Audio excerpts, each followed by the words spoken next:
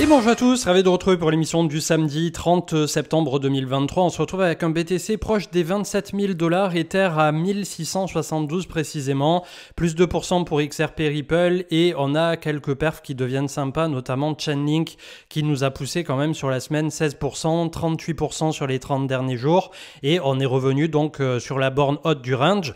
Va-t-il enfin percer les 8 à 10 $ et s'envoler tel que beaucoup aimeraient le voir un jour l'autre avec ses 4,5 milliards de capitalisation? En tout cas, c'est clair et net que pour l'instant, on est dans cette attente d'avoir un mouvement un peu plus marqué du côté du marché crypto. Et comme on va le voir dans quelques instants au niveau de l'analyse technique, on a quand même de jolies choses qui sont en train d'apparaître en journalier en plus de l'hebdomadaire. Je rappelle que historiquement, le mois d'octobre est un très bon mois depuis plus de 10 ans pour le Bitcoin et par la suite les altcoins et le marché crypto dans son entièreté.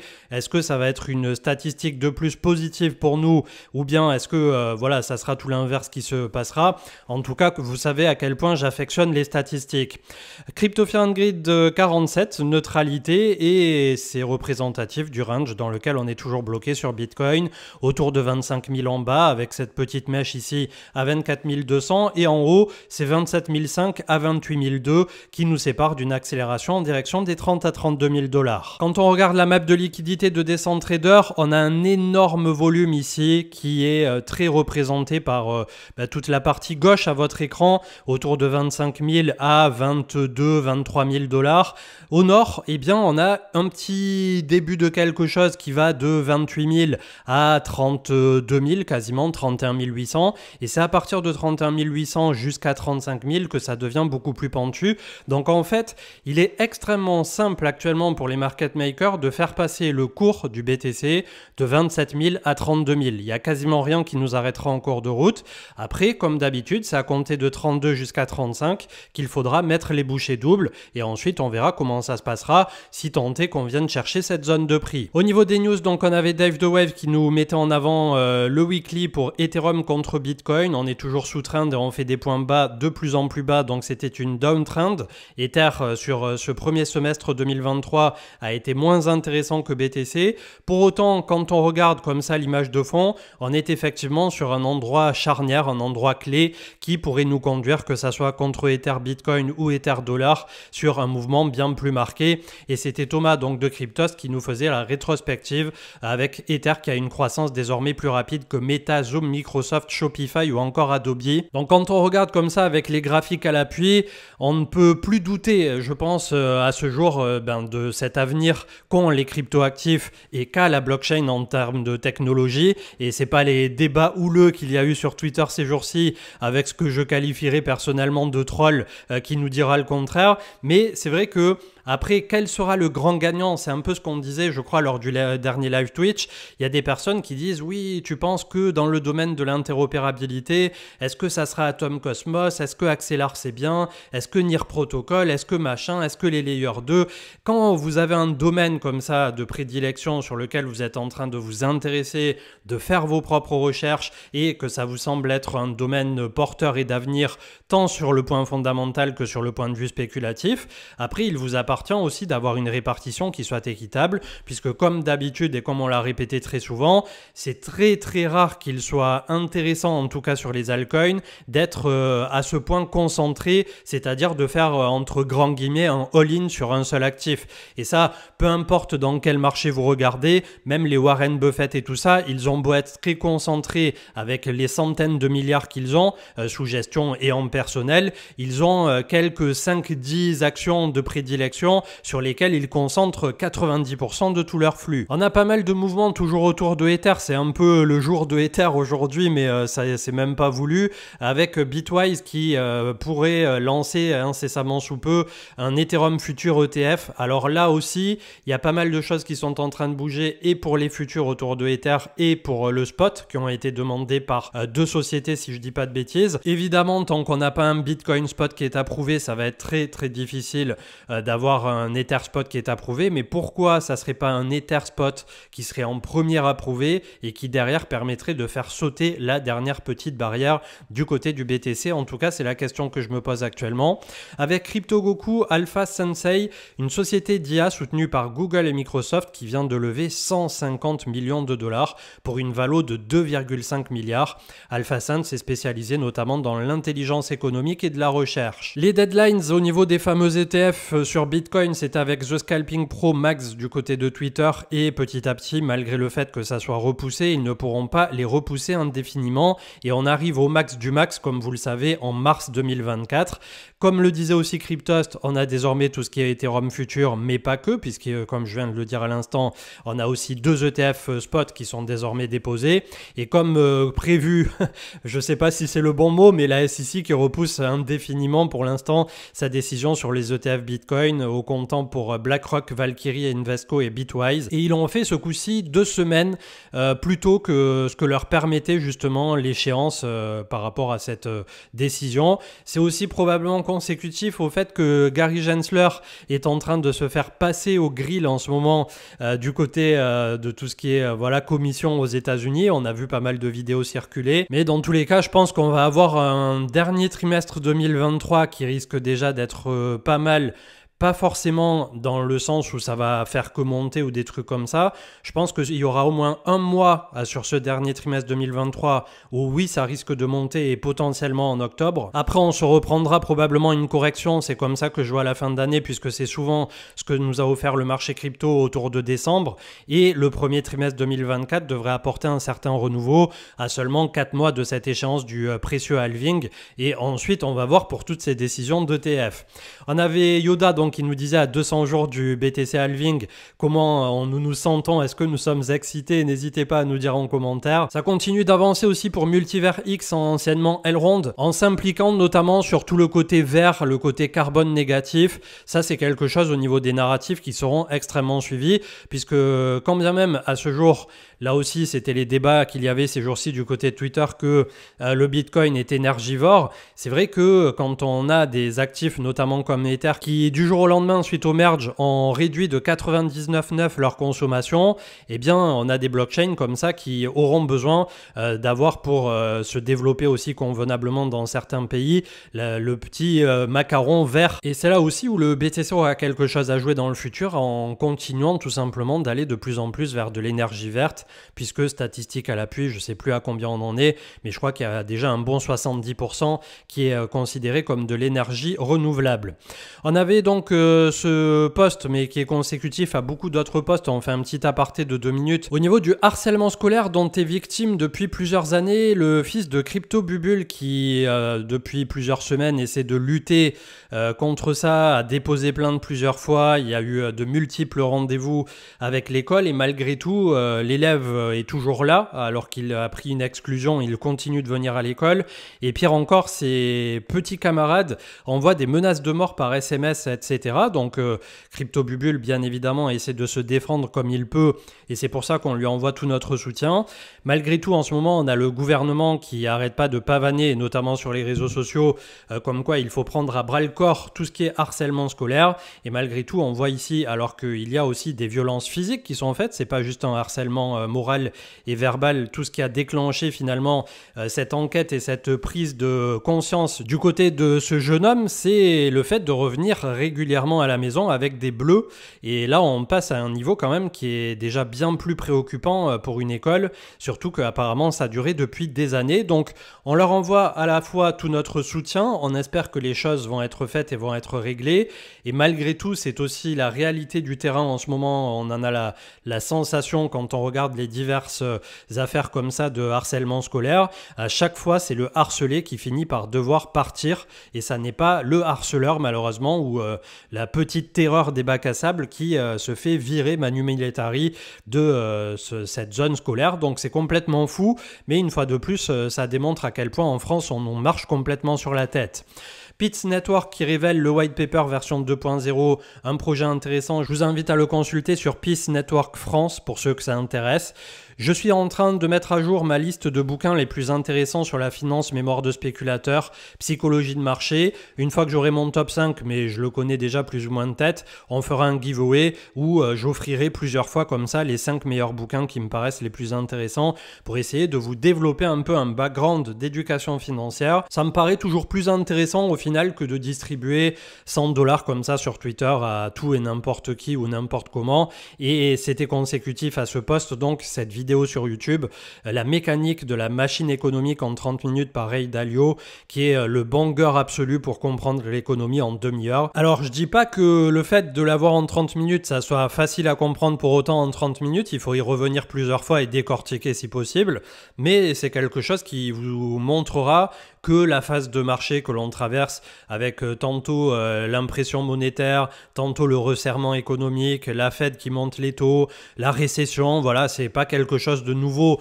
ou de surfait. Ça fait très longtemps que l'économie s'auto-ajuste comme ça et c'est toujours bon de prendre du recul sur l'ensemble plutôt que d'avoir le nez au quotidien dans le guidon et qui finalement nous fait prendre de mauvaises décisions alors qu'il y a souvent des opportunités qui sont assez monstres dans ces moments-là justement où tout le monde est en train de douter. Avegochi qui fait un partenariat avec The Sandbox, donc très très bonne nouvelle. Ça commencera donc pour ce nouveau monde qui s'ouvre à eux le 25 octobre 2023, donc dans un mois à peu près. On a l'action de Coinbase qui continue malgré tout de montrer une certaine vélocité sur cette fin de trimestre, de troisième trimestre 2023. Donc Coinbase qui clairement fait partie de mon portefeuille action américaine, comme vous le savez. Ça n'a pas été une histoire facile depuis l'introduction, on va pas se le cacher, mais pour le prochain cycle haussier, si on espère tous qu'il y en aura un sous un horizon de temps de 18 à 24 mois, ça pourrait faire quelque chose de plutôt sympa, je pense. Un petit clin d'œil du côté de Swissborg. Alors je précise, ça n'est pas une mention sponsorisée ou quoi que ce soit de ce côté-là, mais c'est un petit rappel et il y a un lien d'affiliation, donc c'est pour ça que j'ai quand même coché sur YouTube que ça contenait la vidéo du jour, une communication commerciale, puisque je suppose qu'un lien d'affiliation reste une communication commerciale, mais voilà, ils ne m'ont pas payé pour vous en parler si c'est la question que certains se posent régulièrement. En tout cas, ils lanceront le 3 octobre le Best Blockchain thématique, BB thématique il s'appellera. Il contiendra notamment une portion au départ de Arbitrum et de Optimism au niveau des layers 2. Et en gros, qu'est-ce qu'un thématique? C'est un genre de panier de devises dans lequel vous aurez notamment du Atom, du Matic, du DOT, du AVAX, du Solana, du NIR. Et dans les temps difficiles, en fait, puisque tous les mois, il y a un réajustement de cette thématique, ils se positionneront plus sur Bitcoin et Ethereum en proportion. Et quand on a l'alt season, bien évidemment, ils lâcheront les chevaux sur l'ensemble des alts que je viens de citer. Mais peut-être qu'au fur et à mesure, ils en sortiront certains qui sous-performent et ils en rentreront des nouveaux qui surperformeront. Ils ont fait un backtest de cette stratégie à compter de janvier 2021. Ils ont réussi à surperformer Ethereum en tant que tel. Au niveau des frais sur les thématiques, il y a 0,2% à l'entrée et plus aucun frais de rebalancing mensuel, puisqu'à l'époque, tous les mois, il y avait un micro-frais au moment où ils réajustaient. Donc ça, c'est une bonne nouvelle. Et comme on en discute souvent au niveau de ce qu'on peut, entre grands guillemets, vous conseiller au niveau de la sécurisation de vos cryptoactifs, le top tier, bien évidemment, ça reste le portefeuille hardware. Vous possédez vos clés privées, la ledger et tout ce qui va bien. L'autre partie qui est le meilleur des deux mondes, entre guillemets, c'est la technologie qu'a choisi Swissborg avec le MPC qui, pour faire très simplifié, ça vous sécurise l'utilisateur final en fragmentant la possession des clés privées et c'est détenu par un prestataire externe. Donc Swissborg a ségrégué les fonds. Si Swissborg un jour fait complètement faillite, les fonds des utilisateurs ne font pas partie du bilan ou de l'entreprise Swissborg. Donc ça, c'est quand même quelque chose d'assez positif. Et l'autre partie du deal, c'est que si un jour vous perdez votre téléphone, que vous perdez l'accès à votre compte Swissborg ou quoi que ce soit, via un KYC un peu poussé, vous allez pouvoir récupérer l'ensemble de votre compte et de vos fonds. Donc ça, à ce jour, quand je vois le nombre de personnes qui sont en train de perdre des sous pour un envoi sur une mauvaise adresse, pour une perte de clé privée, pour un coup de fil ultra bien monté, oui, c'est Ledger à l'appareil, on veut vous faire bouger vos fonds, il y a des trucs bizarres qui sont en train de se passer et malheureusement, encore récemment, on a un de nos abonnés qui a perdu 30 ou 50 000 euros par voilà, le fait d'avoir marché dans une combine complètement désastreuse. Là, on a quand même quelque chose où vous n'avez plus besoin de vous soucier entre grands guillemets de vos problèmes de sécurité ou de vos problèmes de ce type puisque vous avez cette possibilité de récupération. De même un peu, c'est comme ça aussi que fonctionne Argent au niveau du portefeuille, le wallet que vous pouvez avoir sur votre mobile et qui lui vous permet de désigner, alors d'origine c'est Argent qui est votre gardien, mais 1, 2, 3, 4, 5 gardiens qui vont vous permettre soit de retrouver votre compte le jour où vous avez perdu votre clé privée ou quoi que ce soit par rapport à Argent, ou bien de valider des transactions aussi, de faire un semblant de multisignature. Donc ça, petit à petit, que ça soit pour Swissborg, pour Argent ou pour qui voudra le faire, je crois qu'il y avait Zengo aussi qui fonctionne exactement sur le même principe de MPC, c'est des choses qui vont totalement dans le sens de l'utilisateur et vraiment je suis très très curieux de voir d'ici au prochain cycle haussier qui sera le grand gagnant sur la zone euro. Peut-être qu'il n'y aura pas de grand gagnant, qu'ils seront à égalité, mais on a quand même deux challengers de compète avec Swissborg d'un côté, Bitpanda de l'autre. Et vraiment pour la zone euro, on est bien loti d'avoir des acteurs comme ça qui ont démocratisé à fond pour l'utilisateur final, tout en tentant de le sécuriser, en faisant en sorte que quand on veut investir, voilà, là on a les thématiques, mais il y a aussi le staking, il y a aussi bon nombre d'autres possibilités sur ces applications. Ça peut aller très très loin. Il y a des applications désormais qui vous permettent de mettre à travailler votre cash, qui vous permettent d'acheter des actions, qui vous permettent d'acheter des ETF, d'acheter du gold, de payer avec votre CB derrière lié à ce compte-là avec du gold. Donc vraiment du très positif. Si vous souhaitez découvrir la plateforme de Swissborg, vous avez le lien en commentaire et description. Je ne sais plus où en est leur offre de bienvenue. À l'époque, si on déposait 50 à 100 euros, je crois que c'était 50, mais à vous de vérifier au moment où vous vous inscrivez, vous aviez un petit ticket de bonus de bienvenue en CHSB qui vous donnait 2 euros à 100 euros. C'est complètement aléatoire. Bien évidemment, il y aura énormément plus de tickets de 2 euros que de 100 euros, vous vous en doutez bien. Et vous pouvez avoir 4 euros, 10 euros, 20 euros. Mais voilà, pendant longtemps, ça se passait comme ça. Je crois que c'est toujours d'actualité. J'ai pas vérifié. Donc, au moment de votre inscription ou avant, n'hésitez pas à regarder de ce côté-là. Et j'espère bien évidemment, pour Swissborg en particulier, que d'ici au prochain cycle, ça deviendra ou ça continuera d'être quelque chose de tout à fait enthousiaste pour les utilisateurs qui, à ce jour, ont quand même, par rapport à quelques années au préalable, des acteurs comme ça qui sont solides et sérieux et qui permettent vraiment à des débutants comme à des confirmés de ne pas se casser la tête avec leurs investissements crypto et d'avoir la goutte au front dès qu'on fait une transaction ou dès qu'on veut sécuriser ses précieuses crypto-monnaies. Avec Hawk Invest, Coinbase qui obtient la licence pour permettre à ses utilisateurs retail le trading de produits dérivés futurs. Ce produit est disponible aux personnes résidant en dehors des États-Unis uniquement. Donc on va voir ce que ça va donner. Hein. Les futurs chez Coinbase, ça risque d'amener énormément de volume aussi. Finalement, au moment où Binance a l'air de temps en temps d'être un peu en difficulté dans certains endroits du globe. Avec Coins.fr, des documents internes à Microsoft relatifs à la prochaine génération de consoles Xbox montrent que l'éditeur envisageait l'an passé d'intégrer un wallet crypto dans son écosystème. Donc ça aussi, le jour où on aura...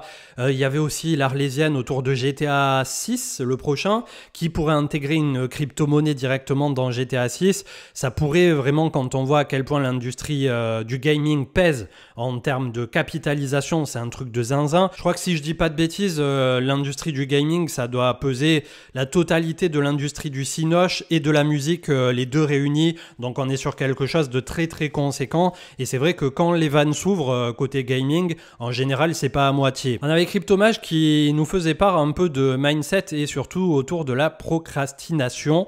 J'espère que je l'ai bien dit, je pense que oui. C'est la flemme, le remettre au lendemain. J'ai la flemme de faire ci, la flemme de tester une DApp, la flemme de faire un airdrop layer 2 qui pourtant va rapporter gros derrière pour quelques dollars en amont de transaction. Et au plus dans la crypto vous agissez comme ça, au plus malheureusement vous passerez à côté de l'aventure. Donc clairement j'étais tout à fait d'accord avec ça. Et quand on dit vulgairement, entre guillemets, comme certains le prennent mal et d'autres l'ont compris positivement, de faire ses devoirs lors des live Twitch, c'est totalement aussi cet état d'esprit qu'il faut avoir, d'être proactif et de ne pas subir ces investissements ou d'investir puisque un tel m'a dit que, avant d'avoir vérifié soi-même. Et ça, en général, derrière, ça fonctionne pas très bien. On finira avec deux petites infos de ProfChain qui nous disaient que le coût des investisseurs à court terme est autour de 27 800 $. Donc là aussi, ça nous donne une indication que les 28 000 sont une zone qui peuvent être travaillées rapidement à court terme. terme. Une petite vidéo de Star Citizen, je sais pas si vous connaissez ce jeu, c'est là aussi une méga giga arlésienne du jeu vidéo et qui ont dépensé des fortunes pour le développement. Je savais pas que ça avait aussi bien avancé et il y avait une vidéo là sur un short que j'ai partagé sur Twitter qui est assez exceptionnel. Ça a l'air d'avoir bien avancé au niveau du gameplay. Donc évidemment, on espère qu'un jour il verra le jour justement puisque voilà, on n'en est vraiment pas sûr. Et on terminera donc avec Coins.fr et le protocole d'interop Chainlink qui est désormais disponible sur Base. CCIP permet aux développeurs notamment de concevoir des applications cross-chain et c'est probablement pas pour rien, ça n'est pas une info qui est passée inaperçue que le Chainlink est repassé donc de ce bas de range autour de 5 $ à autour de 8 $ récemment. Le crypto total 1054 milliards, on est en train de travailler ici donc depuis pas mal de temps autour de ce support. Malgré tout, on a un peu de volume qui est rentré sur cette semaine et le RSI qui commence à nous dire voilà, petit double creux ascendant tandis que le cours c'est un peu moins matérialisé, mais surtout quand on descend en journalier, je ne sais pas si vous avez vu ça sur le Bitcoin et sur quelques autres altcoins, on est en train de faire potentiellement, même si elle est un peu dégueulasse, hier j'ai vu Peter Brand la reprendre sur un graphique complètement épuré. Donc globalement, si les vieux de la vieille sont d'accord pour y voir une épaule tête-épaule inversée, on peut considérer que même si elle est horrible, on commence à voir quelque chose dans ce style et qui est plutôt à la bonne hauteur et au bon endroit au bon moment par rapport au timing de ce mois d'octobre. On pourrait avoir une poussée un peu plus conséquente donc sur ce mois d'octobre 2023. C'est pas pour autant que j'attends un début de quoi que ce soit de bull run en 2023 ou début 2024, mais je pense que ça va être spéculé et notamment l'approbation potentielle de l'ETF spot, celui de BlackRock en particulier, puisque BlackRock ça n'est pas rien, rappelons-le, on est proche de 10 000 milliards sous gestion, c'est un État au-dessus de l'État aux États-Unis. Donc clairement, il y a quelque chose qui est en train de se mettre en position au niveau du marché crypto. On a le dollar américain et tiens, en même temps que je parle, je vais vous étayer mon propos par un graphique qui est en train malgré tout d'arriver au terme ici de sa borne haute à 106,84 et qui est venu chercher 105,68. C'est pas des retracements complètement fous, mais on est en train potentiellement de toper sur le DXY. Donc ça, c'est plutôt positif pour nous. Et ensuite, on va voir là aussi comment le SP500 est en train de se raccrocher aux branches après être venu chercher pas très loin du support des 4200, 4240. Le RSI qui a flirté avec la zone de survente en journalier. Donc on peut considérer à court terme qu'on est arrivé sur une zone d'intérêt au niveau du SP500 qui peut s'enfoncer légèrement plus mais pas beaucoup plus, tout en ayant un dollar qui vient s'affaiblir et qui profite pour un rebond. D'ailleurs je crois que le CAC 40 aussi s'est fait un petit plaisir sur certaines actions, notamment LVMH. On a Total qui a fait un nouvel ATH. C'est vraiment un bon moment là pour s'intéresser en ce moment aussi au CAC 40 qui a bien dégueulé tout ce qui avait trop pris en valorisation ces derniers mois. En tout cas pour le marché crypto dans son entièreté en ce moment, on a des choses qui sont en train de se mettre en place qui sont quand même plutôt sympas. Là, Ether, on est toujours dans ce triangle de compression. Donc désormais, la zone de polarité 1008, 1009, puis surtout les 2000 à abattre. En bas, il ne faut sous aucun prétexte repasser durablement sous les 1005 et encore moins les 1004 ici que constituaient les bougies journalières et hebdomadaires de l'ATH de 2018. Mais pour l'instant, c'est plutôt les 1005 qui sont à défendre et qui ont été défendus. Et la Bitcoin dominance pour sa part qui ne bouge pas, 49,84, elle est stable en apparence. Est-ce qu'on peut avoir un petit quelque chose du côté des alts? Pour ma part, je pense que c'est un peu trop tôt et d'autant plus qu'aux abords justement des 3 à 6 prochains mois avec cette hyper spéculation autour du BTC halving plus l'ETF spot, je pense que ça reste encore pour un moment Bitcoin qui va draguer toutes les attentions, qui va attirer toutes les convoitises et c'est pour ça probablement que dans un double temps, on risque d'avoir une pré-spéculation qui pourrait faire passer le cours du BTC en tant que tel un peu plus haut que ce qu'il est aujourd'hui d'ici au premier trimestre 2024 et par la suite on aura probablement lorsqu'il y aura la news qui sort que ça soit pour le halving ou d'une approbation de l'ETF spot en fonction de la hauteur du prix où on sera à ce moment-là, un retracement qui pourrait se faire à nouveau sur la fin de printemps, début d'été 2024. En tout cas, c'est l'image que je m'en fais. Comme d'habitude, je n'ai toujours pas de boule de cristal, donc je ne peux pas vous affirmer tout ça avec certitude, mais c'est vrai que là, en journalier, on a quand même quelque chose, que ça soit sur le BTC ou les altcoins, qui est en train de se mettre en position et qui est plutôt sympa à observer. Après, comme d'habitude, libre à chacun de spéculer en son âme et conscience et d'investir dans les fondamentaux dont il croit. Je vous souhaite un excellent week-end. Pour ma part, je vous retrouve lundi. Si l'émission vous a plu, le petit pouce et un commentaire si vous avez envie de raconter votre vie ou quoi que ce soit. On va vivre malgré tout les 3 à 6 prochains mois les plus intéressants et les plus intenses des 12 à 24 derniers mois, même si on fait abstraction de tout ce qui s'est passé en bear market avec Terra Luna, FTX, etc. Là, c'est plutôt du positif pour nous sur le fondamental qui va se jouer et on a la volatilité qui est aux portes de revenir et on sait à quel point quand le marché crypto redéclenche, on peut avoir de très jolies choses. Continuez d'être prudent et à lundi. Ciao, ciao.